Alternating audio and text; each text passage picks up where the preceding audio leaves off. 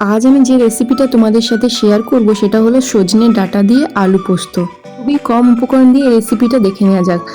প্রথমেই একটা কড়াই গরম করে তাতে 2 টেবিল স্পুন সর্ষের তেল, একটা শুকনো লঙ্কা আর কিছুটা পাঁচফোড়ন দিয়ে দিলাম ফোড়নের জন্য। এরপর তেলটা গরম হয়ে গেলে তাতে আমি দুটো কেটে রাখা আলু দিয়ে দেব। আমি এভাবে আলুগুলোকে কেটে নিয়েছিলাম।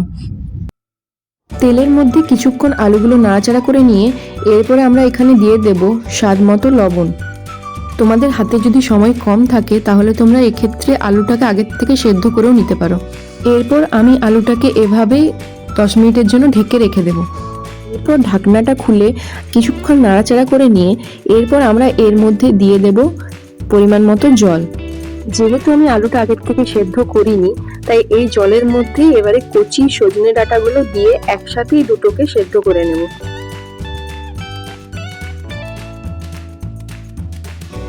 এরপর ঢাকা দেওয়ার আগে আমি এখানে পরিমাণ মতো নুন দিয়ে দেব। এরপর আরও 10 মিনিটের জন্য ঢাকা দিয়ে রেখে দেব। ঢাকনাটা খুলে আমরা এরপর দেখব যে আলু আর সজনে ডাঁটা এই দুটোই সেদ্ধ হয়েছে কিনা। আলু আর সজনে ডাঁটা ভালোভাবে সেদ্ধ হয়ে গেলে এরপরে আমি এখানে দিয়ে দিচ্ছি 3 টেবিল চামচের মতো পোস্ত বাটা। আমি পোস্তটাকে সকালেই ভিজিয়ে রেখেছিলাম, দুটো কাঁচা লঙ্কা দিয়ে এটা বেটে নিয়েছি। পোস্ত বাটাটা দেওয়ার পর গ্যাসের ফ্লেমটা একদম কমিয়ে নিয়ে 1 মিনিটের মতো নাড়াচাড়া করে নিলাম। তৈরি আমাদের সজনে ডাঁটা দিয়ে আলু পোস্ত। রেসিপিটা ভালো লাগলে আমার চ্যানেল রিমাস ফুড ডায়েরিকে সাবস্ক্রাইব করে নিন। ধন্যবাদ।